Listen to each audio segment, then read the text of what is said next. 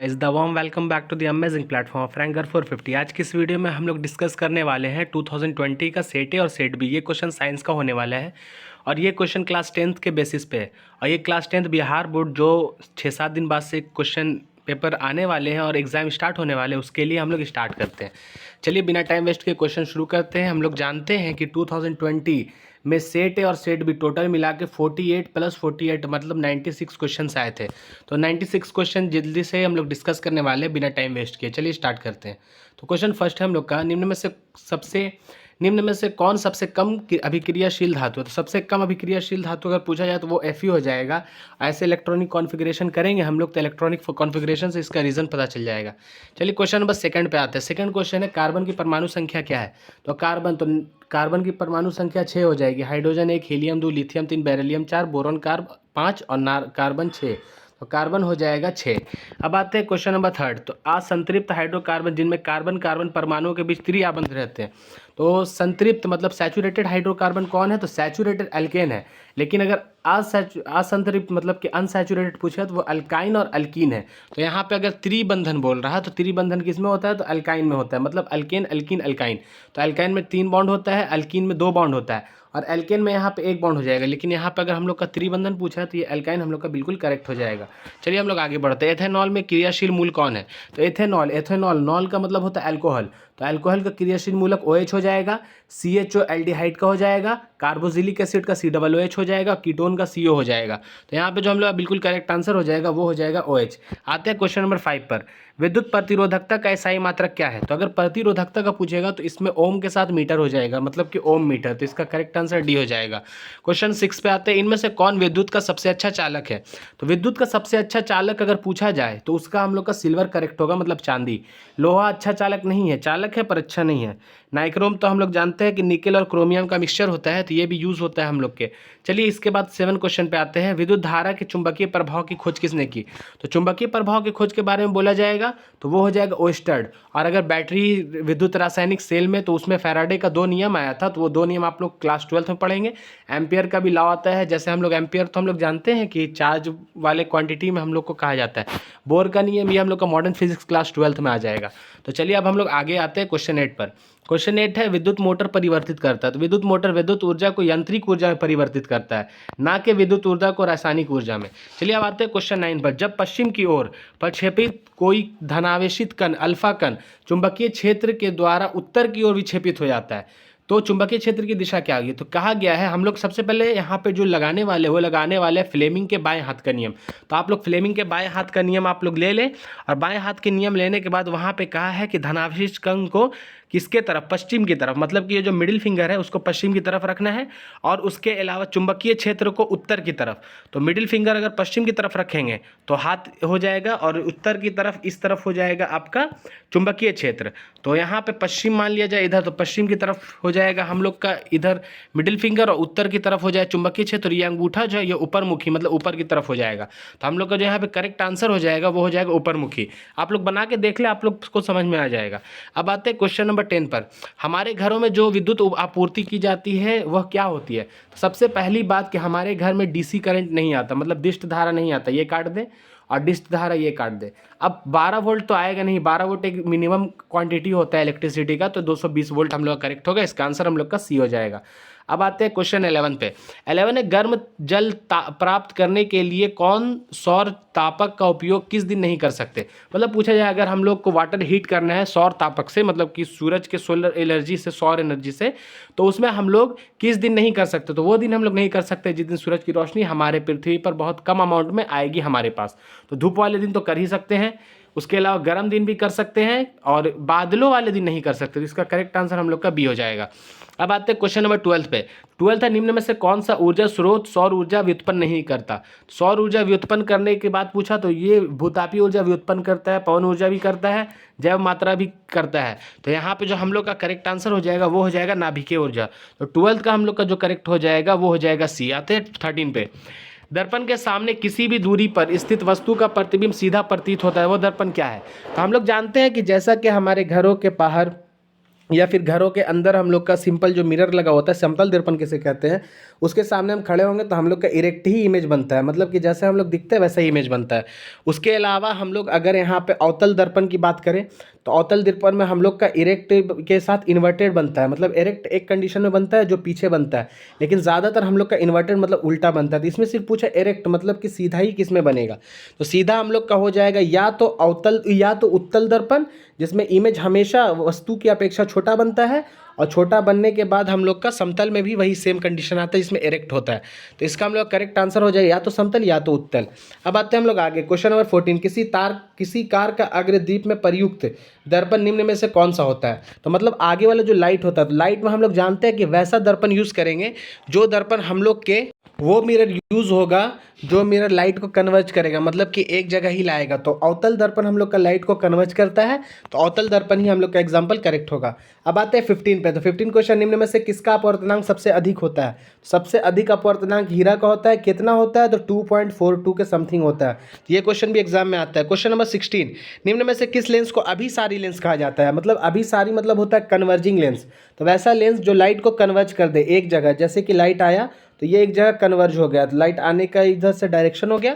तो converging lens अगर हम लोग से पूछा जाएगा तो कन्वर्जिंग लेंस हम लोग अभी ऊपर देखे हैं, उस हिसाब से हम लोग का बिल्कुल करेक्ट हो जाएगा। कन्वर्जिंग लेंस हम लोग का उत्तल लेंस, यहाँ पे दर्पण के ऊपर बात हो रही थी यहाँ, लेकिन यहाँ पे लेंस की बात हो रही, तो लेंस कन्वर्जिंग हो जाएगा। उत्तल लेंस इस शेप का रहता है हम लोग का, और अवतल लेंस इस शेप का रहता है, ये डाइवर्जिंग हम लोग का लेंस हो जाएगा।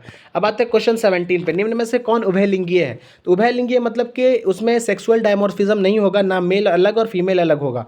तो केचुआ में क्या होता है, मेल फीमेल दोनों एक ही पेरेंट में पाया जाता है। अब आते हैं 18, मेंडल ने अपने प्रयोगों के लिए किस पौधे को चुना। मेंडल ने अपने प्रयोगों के लिए मटर के पौधे को चुना, जो गार्डन मटर था। इनमें टोटल 7 कैरेक्टर पाए जाते थे। तो इसके अलावा हम लोग आते हैं क्वेश्चन 19 पर। तो 19 क्वेश्चन, निम्न में से कौन अवशेषी अंग है। तो हम लोग जानते हैं कि हम लोग का जो डाइजेस्टिव सिस्टम है, डाइजेस्टिव सिस्टम में सबसे पहले हम लोग जो खाना खाते हैं माउथ से होता हुआ एसोफेगस में पेरिस्टाल्टिक मूवमेंट करता हुआ फिर पेट में जाता है। पेट में जाने के बाद चर्निंग मूवमेंट होता है। चर्निंग मूवमेंट होने के बाद पेट में हम लोग के कुछ एसिड्स आते हैं, जैसे trypsin, chymotrypsin, amylase, lipase, HCl secrete करता है। फिर उसके अलावा और भी जो काम होते हैं, काम होने के बाद स्मॉल इंटेस्टाइन में जाके एब्जॉर्प्शन का काम होता है। फिर उसके बाद लार्ज इंटेस्टाइन में आता है। लार्ज इंटेस्टाइन का जो यहाँ पे सीकम का काम पार्ट हो गया, सीकम के पार्ट में एक फिंगर लाइक प्रोजेक्शन रहता है जिसे हम लोग अपेंडिक्स कहते हैं, इसे वर्मी फॉर्म अपेंडिक्स कहते हैं। तो यही हम लोग का अवशेषी अंग है। इसका जो हम लोग का करेक्ट आंसर हो जाएगा वो हो जाएगा हम लोग का डी। चलिए आते हैं आगे क्वेश्चन नंबर 20। तो क्वेश्चन नंबर 20 है, चिपको आंदोलन किससे संबंधित है। चिपको आंदोलन वन संरक्षण से संबंधित है। क्वेश्चन 21, निम्न में से कौन लेंस का आवर्धन है। तो लेंस का आवर्धन हम लोग जानते हैं V/U होता है। इसे याद करने का तरीका, पहले U आता है कि पहले V आता है, तो V आता है तो V ऊपर रहेगा, और अगर मिरर के बारे में पूछे यहाँ पे माइनस हो जाएगा। अब आते हैं हम लोग आगे, क्वेश्चन नंबर 22, निम्नलिखित में कौन नेत्र का रंगीन भाग है। तो नेत्र का रंगीन भाग हम लोग जानते हैं कि यहाँ पे आइरिस जो हो जाएगा नेत्र का, वो रंगीन भाग है। तो आइरिस हम लोग परितारिका को कहते हैं। तो इसका जो करेक्ट आंसर हो जाएगा हम लोग का वो हो जाएगा परितारिका। क्वेश्चन नंबर 23, वायुमंडल में प्रकाश के किस वर्ण का प्रकीर्णन अधिक होता है। तो वायुमंडल में प्रकाश के नीला वर्ण का अधिकतम प्रकीर्णन होता है, जिसके कारण प्रकाश हम लोग को आसमान नीला दिखाई देता है। अब आते हैं क्वेश्चन 24 पर, प्रकाश की किस घटना के कारण सूर्य हमें वास्तविक सूर्योदय से लगभग 2 मिनट पूर्व दिखाई देते हैं एवं वास्तविक सूर्यास्त से हम लोग का 2 मिनट पश्चात दिखता है, मतलब कि जब सूर्यास्त हो चुका उसके 2 मिनट बाद। तो इसका जो हम लोग का बिल्कुल करेक्ट आंसर हो जाएगा वो हो जाएगा हम लोग का यहाँ पे क्वेश्चन नंबर 24 का, वायुमंडल के अपवर्तन के द्वारा। अब आते हैं हम लोग क्वेश्चन नंबर 25, आधुनिक आवर्त नियम के अनुसार तत्वों के गुणधर्म निम्नलिखित में किसके आवर्त फलन होते हैं। तो परमाणु संख्याओं के आवर्त फलन होते हैं। पुराने वाले परमाणु द्रव्यमान था, लेकिन नया जो आया वो परमाणु संख्या के हिसाब से हो जाएगा। क्वेश्चन नंबर 26, आधुनिक आवर्त सारणी में क्षैतिज कतारों को क्या कहते हैं। अगर क्षैतिज पूछा जाए तो क्षैतिज को आवर्त कहते हैं, और अगर ऊर्ध्वाधर पूछा जाए तो उसको हो जाएगा समूह। तो ये याद रखें। क्वेश्चन नंबर 27, लोहे के फ्राइंग पैन को जंग लगाने से बचने के लिए कौन सी विधि का उपयोग करते हैं। तो लोहे के कोई भी वस्तु को जब हवा में छोड़ देते हैं तो वो ऑक्सीजन के साथ अभिक्रिया करके ऑक्साइड बना लेता है, जिसे हम लोग जंग कहते हैं। तो वो हटाने के लिए हम लोग ग्रीस भी लगाते हैं, जिसके कारण वो ऑक्सीजन के संपर्क में नहीं आ सकता। और जिंक की परत जिसे गैल्वेनाइजेशन कहते हैं वो भी कर सकते हैं, पेंट भी लगा सकते हैं। तो इनमें से सभी हम लोग करेक्ट आंसर हो जाएगा। तो हम लोग बिल्कुल करेक्ट आंसर डी हो जाएगा। अब आते हैं 28 पे, इनमें से किस धातु को चाकू से आसानी से काटा जाता है। तो चाकू से आसानी से काटने वाले धातु है सोडियम हो गया, पोटेशियम हो गया, ये सब। क्वेश्चन नंबर 30, तो 29 आते हैं। 29 का क्वेश्चन हम लोग का ये हो जाएगा कि निम्न में से कौन गैस चूने के पानी को दुधिया कर देता है? CO2 चूने के पानी को दुधिया कर देता है। 29 के बाद 30 टार्टरिक एसिड निम्न में से किसमें पाया जाता है? तो अगर टार्टरिक एसिड के बारे में पूछा जाए तो वो हो जाएगा इमली, और टमाटर के बारे में पूछा जाए तो ये हो जाएगा ऑक्जेलिक एसिड, और अगर संतरा के बारे में पूछा है ये जाएगा सिट्रिक एसिड, तो याद रखेंगे। और सिरका के बारे में तो ये हो जाएगा एसिटिक एसिड। तो हम लोग को पूरा याद रखना है। लेकिन यहाँ पे टार्टरिक के बारे में पूछा गया तो इसका करेक्ट आंसर हम लोग जहन में रखते हुए इमली हम लोग का करेक्ट आंसर हो जाएगा। अब आते आगे, जिप्सम का रासायनिक सूत्र क्या है? जिप्सम होता है हम लोग का कैल्शियम सल्फेट का आधा हाइड्रोजन युक्त, मतलब आधा वाटर होता है, तो ये हो जाएगा हम लोग CaSO4 इंटू हाफ H2O।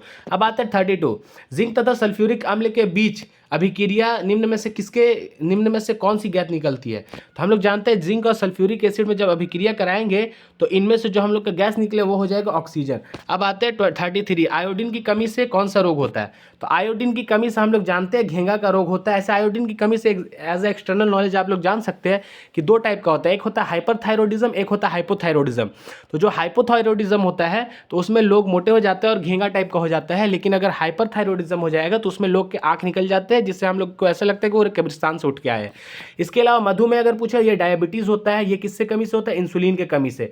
और इंसुलिन आपके कहाँ से निकलता है? तो इंसुलिन आपके पैंक्रियाज से निकलता है। अब पैंक्रियाज आप किसे कहते हैं? तो पैंक्रियाज हम लोग अग्नाशय को कहते हैं, जिसमें 2 सेल होता है, एक अल्फा सेल बीटा सेल, एक और सेल होता है सोमेटोस्टैटिन, वो हम लोग को चैप्टर में नहीं है, मतलब कि हम लोग के सिलेबस में नहीं है। तो अल्फा और बीटा हम लोग याद रखेंगे। तो बीटा सेल से हम लोग का यहाँ पे इंसुलिन से निकलता है।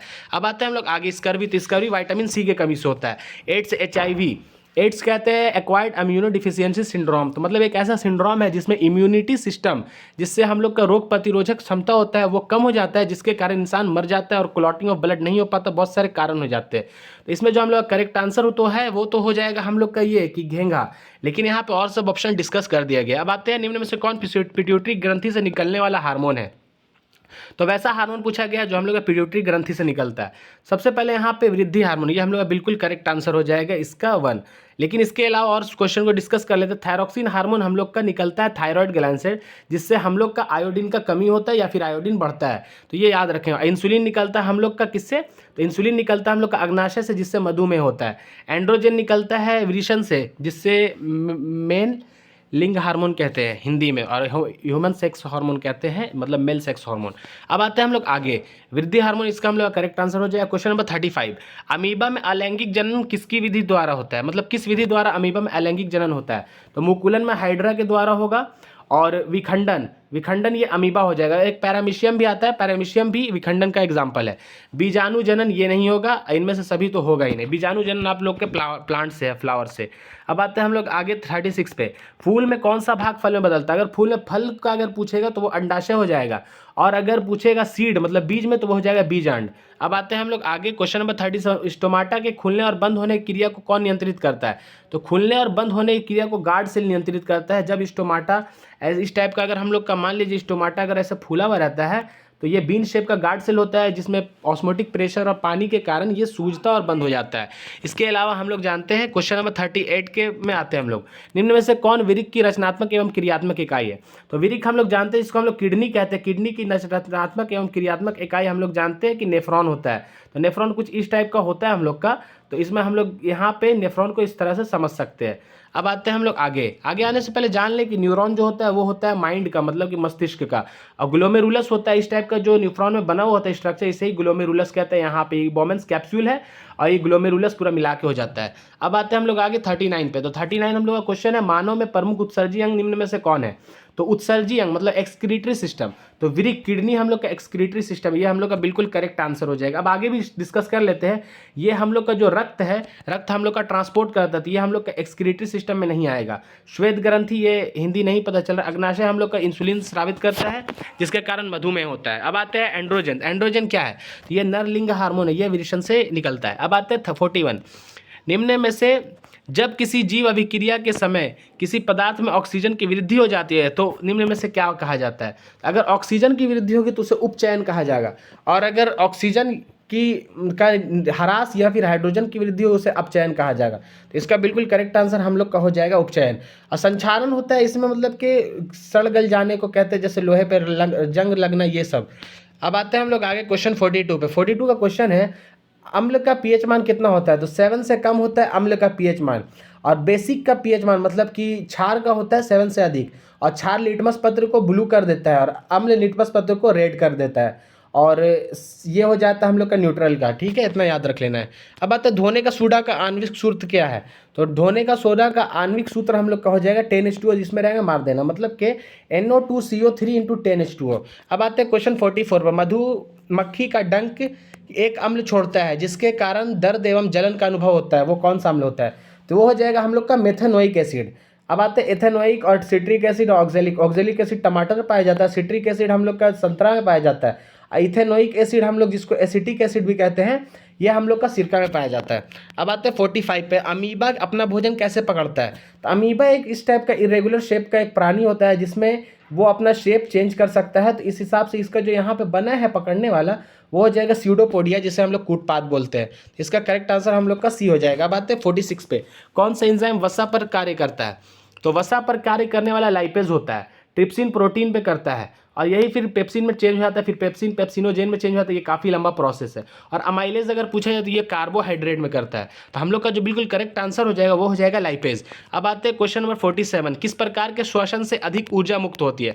तो एक होता है एरोबिक रेस्पिरेशन, एक होता है एनारोबिक रेस्पिरेशन। तो एरोबिक रेस्पिरेशन जिसे वायवीय रेस्पिरेशन कहते हैं श्वसन, तो उसमें सबसे ज़्यादा ऊर्जा मुक्त होती है। अब आते हैं हम लोग 48 पर।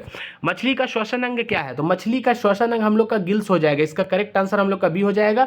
और अगर ट्रैकिया पूछा जाए तो ट्रैकिया जो हम लोग का आंसर हो जाएगा वो हो जाएगा ऑर्थ्रोपोड्स का। ऑर्थ्रोपोड फाइलम है जिसे हम लोग कीट के नाम से भी जान सकते हैं। तो वो फाइलम में उन लोग एक पाइप रहता है बॉडी के अंदर, वही पाइप से उन लोग एयर को एब्जॉर्ब करके वहाँ से श्वास लेता है, मतलब सांस लेता है।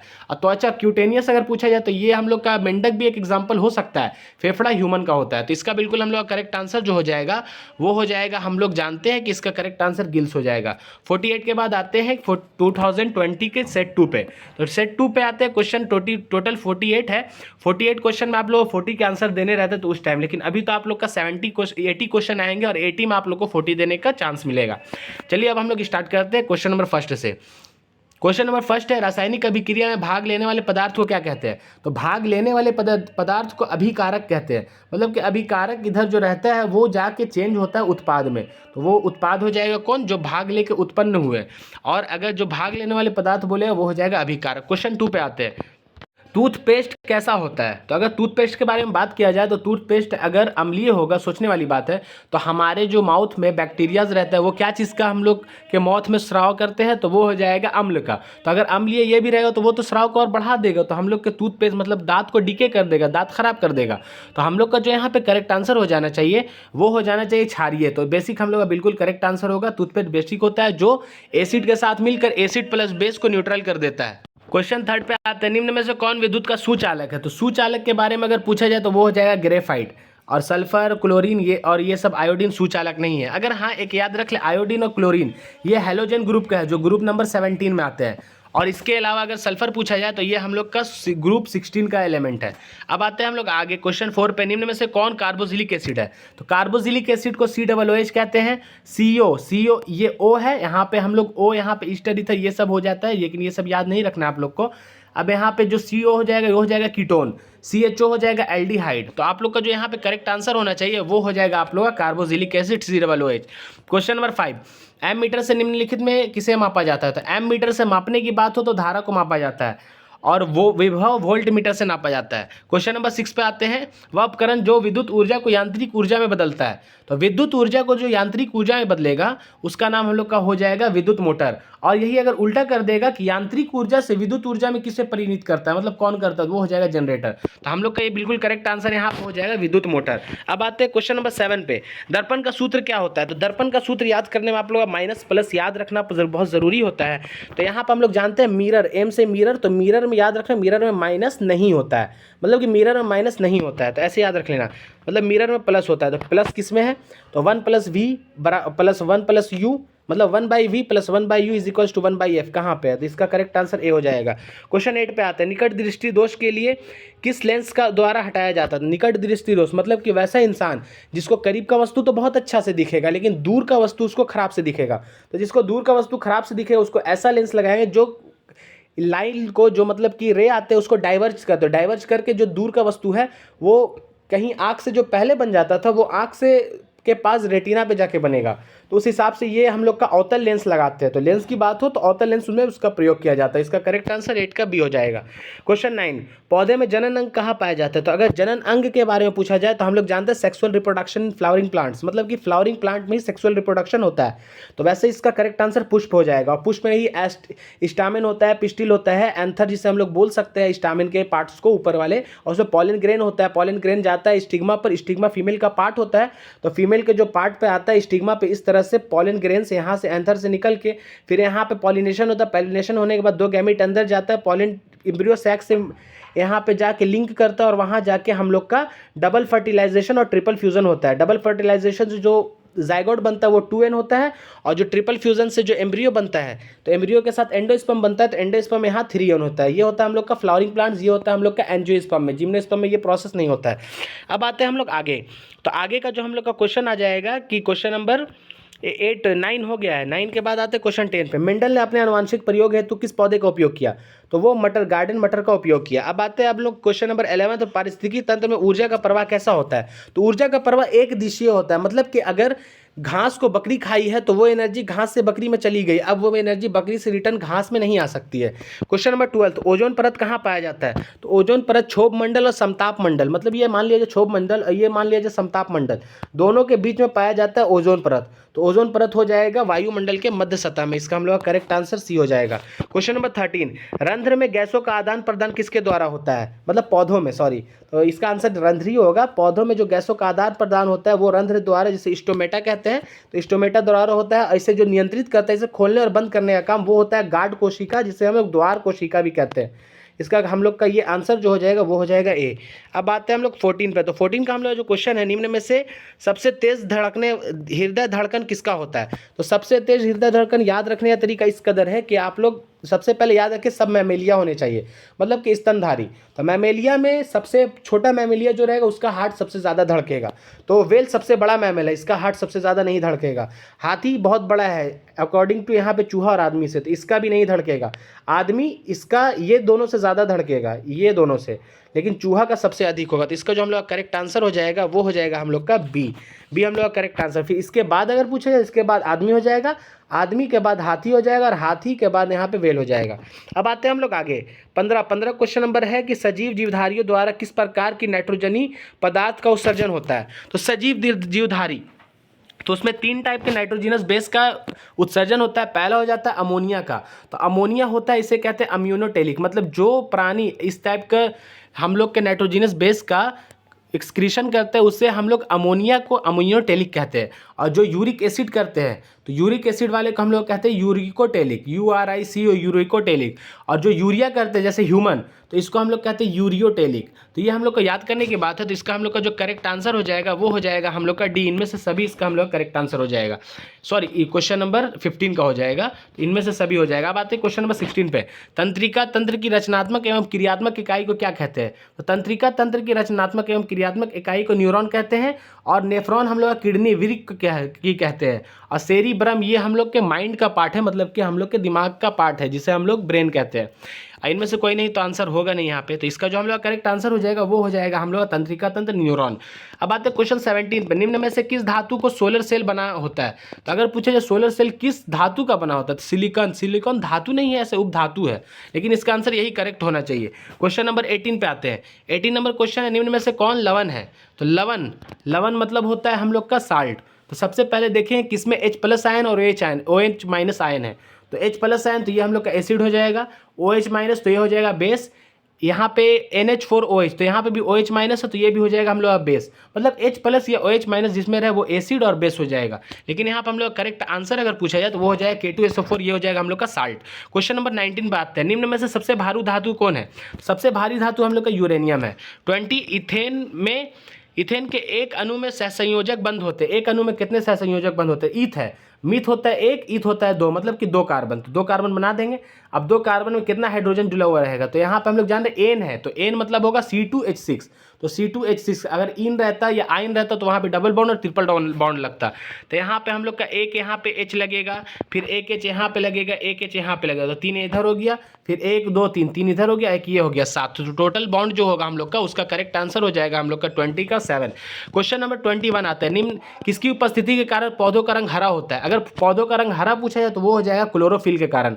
ल्यूकोप्लास्ट ये हो जाएगा हम लोग का वाइट होता है इसके कारण। फाइटोक्रोम F, फाइटोक्रोम 2F, ये सब हम लोग का प्लांट में पढ़ने का, वो 11th में पढ़ने का, ये हम लोग को अभी जानने की जरूरत नहीं है। तो इसका हम लोग करेक्ट आंसर क्लोरोफिल हो जाएगा। 22 पे आते हैं, पौधों के औषधि पदार्थ कौन है। तो पौधा जब अपना एक्सक्रीटरी सिस्टम को एक्टिवेट करता है तो एक्सक्रीटरी मटेरियल रिलीज करता है, जिसे हम लोग गोंद के रूप से भी देखते हैं। जैसे हम लोग को एग्जांपल के तौर पे मान ले कि अगर कोई मुनगा का पेड़ देखा होगा तो उसमें एक ये रेड कलर का चिपचिपा पदार्थ आता है जिसे हम लोग गोंद कहते हैं। टैनिन, रेजिन, ये सब भी हम लोग का इसका एक्सक्रीटरी प्रोडक्ट आता है। तो इसका करेक्ट आंसर डी हो जाएगा। अब आते हैं 23 पे, तेहरी बांध। तेहरी बांध का निर्माण किस प्रदेश में किया गया। तेहरी बांध का निर्माण उत्तराखंड में किया गया है। उसके अलावा निम्न में से किसके कारण अम्ल वर्षा होती है। तो अम्ल वर्षा होने का सबसे प्रमुख कारण SO2 होता है। क्वेश्चन नंबर 25, स्विच लगाए जाते हैं कैसे तार में। स्विच गर्म तार में लगाए जाते हैं, अगर ठंडे तार में लगाएंगे तो वो काम नहीं करेगा सही से, और उसके अलावा शॉर्ट सर्किट का भी चांसेस बढ़ता है। 26 पे आते हैं, निम्न में से कौन अनवीकरणीय ऊर्जा का स्रोत नहीं है, मतलब कि नवीकरणीय। तो नवीकरणीय जो रीन्यूएबल, जिसे हम लोग फिर से निर्माण कर सकते हैं, वो हो जाएगा हम लोग प्राकृतिक गैस। 27 पे आता है, मनुष्य के विरिक निम्न में से किससे संबंधित है। तो विरिक मतलब होता है किडनी। तो किडनी हम लोग का एक्सक्रीशन जैसे उत्सर्जन से हम लोग का संबंधित है। परिवहन से हम लोग का ब्लड है, जैसे ब्लड में हम लोग के बहुत सारे पदार्थ सीक्रेट होते हैं और सीक्रेट होने के बाद वो पूरे बॉडी में फैल के उसे ट्रांसपोर्ट करता है। उसके अलावा श्वसन से हम लोग सांस लेते हैं, न्यूट्रिशन जिसे हम लोग पोषण कहते हैं, पोषण से हम लोग न्यूट्रिशन को लेते हैं और एक बैलेंस डाइट को मेंटेन रखते हैं। अब बात है 28 पे, हाइड्रा में पाया जाता है। तो हाइड्रा में क्या पाया जाता है, हाइड्रा हम लोग का इस तरह से अगर बनाया रहेगा तो हाइड्रा में हेड पे इस टाइप के बहुत सारे टेंटेकल्स पाए जाएंगे, जिसे हम लोग स्पर्शक कहते हैं। तो इसका आंसर डी हो जाएगा। क्वेश्चन नंबर 28 के बाद 29 पे आता है, किसे रासायनिक दूत कहा जाता है। रासायनिक दूत मतलब होता है केमिकल। तो वैसा केमिकल दूत का यहाँ पे हो जाएगा, मतलब रासायनिक दूत हार्मोन का कहा जाता है। और हार्मोन यहाँ पे पेड़ में बहुत सारे पाए जाते हैं, जैसे जिब्रेलिन, साइटोकाइनिन, एब्सिसिक एसिड। उसके अलावा बहुत सारे 5 हार्मोन टोटल पाए जाते हैं पेड़ में, जो हम लोग को अभी पढ़ना है। उसके अलावा आते हैं क्वेश्चन नंबर 30 पे। 30 का क्वेश्चन है, द ओरिजिन ऑफ स्पेसीज नामक पुस्तक किसने लिखी। तो द ओरिजिन ऑफ स्पेसीज नामक पुस्तक चार्ल्स डार्विन ने लिखा। 31, निम्न में से किस माध्यम में प्रकाश की चाल सबसे अधिक होती है। तो सोचने वाली बात है कि प्रकाश की चाल सबसे अधिक किस माध्यम में होगी, तो जिसका अपवर्तनांक सबसे कम होगा। तो मतलब प्रकाश की चाल इज इनवर्सली प्रोपोर्शनल टू अपवर्तनांक ऑफ मीडियम। तो इसका हम लोग का करेक्ट आंसर हो जाएगा निर्वात में। और इससे तेज चलेगी यहाँ पे हवा नहीं है, अगर हवा भी ऑप्शन में रहता तो वो मार देते, लेकिन निर्वात सबसे पहले हम लोग को चूज करना है। अब बात विभवांतर का इकाई मात्रक क्या होता है। तो विभवांतर का इकाई मात्रक वोल्ट होता है। ऐसे हम लोग विभवांतर को इस तरह समझ सकते हैं कि किसी पॉजिटिव मतलब धन आवेश को अनंत दूरी से विद्युतीय क्षेत्र में लाने पर जितना कार्य कराया जाता है उसे ही हम लोग विभव कहते हैं, और दो विभव के बीच की दूरी को विभवांतर कहते हैं। तो इसे मापा किससे जाता है, इसे वोल्ट से मापा जाता है। 33 पाते हैं, प्रकाश की किरणें गमन करती है तो कैसी दिशा में। तो एक सीधी दिशा में गमन करती है, इसे कॉन्टिन्यूअस गमन करती है। निम्न में से कौन लेंस की क्षमता का मात्रक है। तो लेंस की क्षमता का मात्रक डायोप्टर है। अगर यहाँ पे हम लोग से पूछेगा वॉट, तो पावर होता है, पावर का मात्रक होता है। जूल होता है ऊर्जा का, और अर्ग यहाँ पे CGS यूनिट है। ये सब हम लोग को याद करने की जरूरत नहीं है। अब आता है 35 पे, तो किस रंग का विचलन न्यूनतम होता है। विचलन न्यूनतम मतलब कि मान लिया जाए कि अगर वो एक रेरर मीडियम से डेंसर मीडियम में प्रवेश करे, ये हो गया हम लोग का रेरर मीडियम मतलब कि सरल विरल माध्यम, ये हो गया डेंसर मतलब सघन। तो यहाँ से आने के बाद यहाँ से जो बेंड हो रहा वो लाइट कम हो, तो सबसे कम विचलन किसका होता है। सबसे कम विचलन होता है जिसका तरंग दैर्घ्य सबसे अधिक होता है। इसका करेक्ट आंसर रेड हो जाएगा। और सबसे अधिक विचलन बोलेगा तो वो हो जाएगा बैगनी। तो ये ख्याल रखेंगे। अब आ जाए 36 पे, बैटरी में किस प्रकार की धारा प्राप्त होती है। तो बैटरी में कभी भी हम लोग AC करंट को स्टोर नहीं कर सकते। तो AC को कभी स्टोर हम लोग कर ही नहीं सकते। तो स्टोर किसको कहते हैं, DC को, मतलब डिस्ट धारा। तो इसे डायरेक्ट करंट को हम लोग स्टोर करते हैं, जो हम लोग का B करेक्ट हो जाएगा। AC करंट मतलब अल्टरनेट करंट, तो प्रतिवर्ती धारा को हम लोग स्टोर नहीं करते। इसका करेक्ट आंसर हम लोग का B हो जाएगा, जो हम लोग का यहाँ पे हो जाएगा 36 का B। अब आता है 37 में, समीकरण 2H2 + O2 = 2H2O यह क्या है। तो हम लोग जानते हैं कि जब दो पदार्थ मिलकर A + B बराबर जब C बनाएगा तो वो हो जाएगा संयोजन अभिक्रिया। और अगर A बराबर B + C बना देगा, मतलब कि A बराबर एक पदार्थ टूटकर दो पदार्थ बनाएंगे, तो ये हो जाएगा हम लोग का वियोजन। तो यहाँ पे जो पूछा गया वो पूछा गया संयोजन। तो इसका हम लोग का जो करेक्ट आंसर हो जाएगा वो हो जाएगा हम लोग का संयोजन अभिक्रिया। तो संयोजन अभिक्रिया 37 का A। 38 पे आते हैं, ग्लूकोज का रासायनिक सूत्र क्या है? तो ग्लूकोज का रासायनिक सूत्र C6H12O6 है और ये हम लोग का बिल्कुल करेक्ट आंसर हो जाएगा। अब पूछा जा सकता है कि यहाँ पे C6H6 किसका है? तो ये हो जाएगा हम लोग का बेंजीन का। और C2H5OH ये किसका है? तो ये हो जाएगा हम लोग का इथेनॉल का। इथेनॉल हम लोग लिखते हैं क्योंकि यहाँ पे 2 कार्बन है और ये अल्कोहल ग्रुप का है। लेकिन C6H6O6 ये किसी का हम लोग का पूछा नहीं जाएगा एग्जाम, इसलिए इसको याद करने की कोई ज़रूरत नहीं है। तो सबसे हम लोग का जो इसका आंसर हो जाएगा वो हो जाएगा C। अब आते हैं 39 पर, सोडियम की परमाणु संख्या कितनी होती है?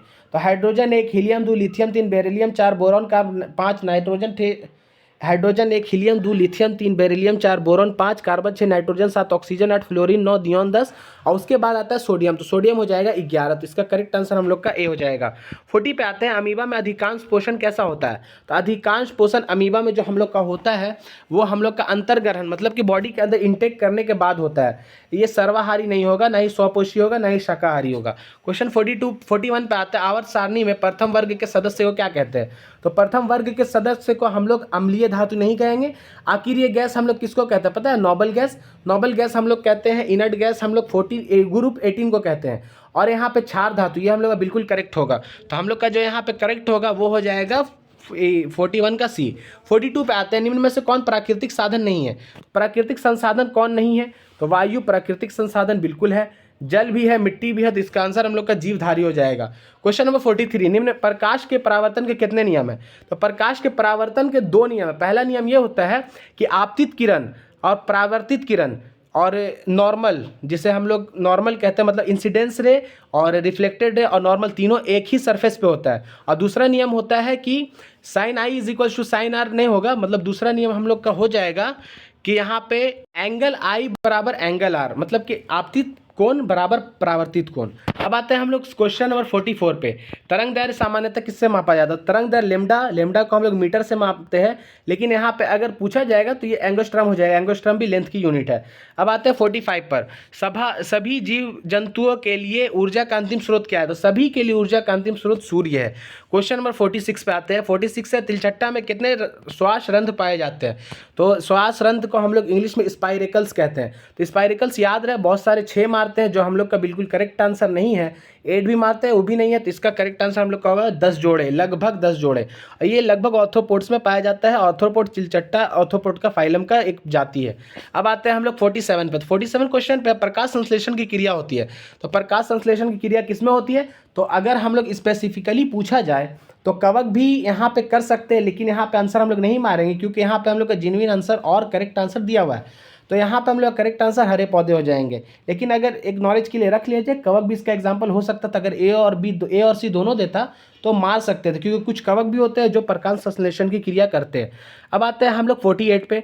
48 का क्वेश्चन है, फ्लोएम ऊतकों द्वारा कार्बोहाइड्रेट का परिवहन होता है किस रूप में? तो फ्लोएम के द्वारा जो कार्बोहाइड्रेट का परिवहन होता है जड़ से जो सब पदार्थ, मतलब पौधों के सब पार्ट में पहुंचाया जाता है, तो वो सुक्रोज के रूप में होता है। तो इसका करेक्ट आंसर हम लोग का डी हो जाएगा। चलिए, हम लोग का सारा क्वेश्चंस खत्म हुआ। 2020 का सेट है और सेट भी टोटल हम लोग का कंप्लीट हो गया। अब हम लोग नेक्स्ट वीडियो में 2021, 22, 23, 24 तक करने वाले हैं। उसके अलावा जब यहाँ से 4 साल का हो जाएगा तो फिर 20 से नीचे 5 साल और कर लेंगे, तो टोटल 10 साल का 10 ईयर प्रीवियस ईयर क्वेश्चन आप लोग का ऑब्जेक्टिव मुट्ठी में हो जाएगा। तब तक के लिए अल्लाह हाफिज़। वीडियो अच्छी लगे तो शेयर कर दे और लाइक कर दे, सब्सक्राइब करे या ना करे आपकी मर्जी, पर शेयर कर दे, किसी का भला हो जाए।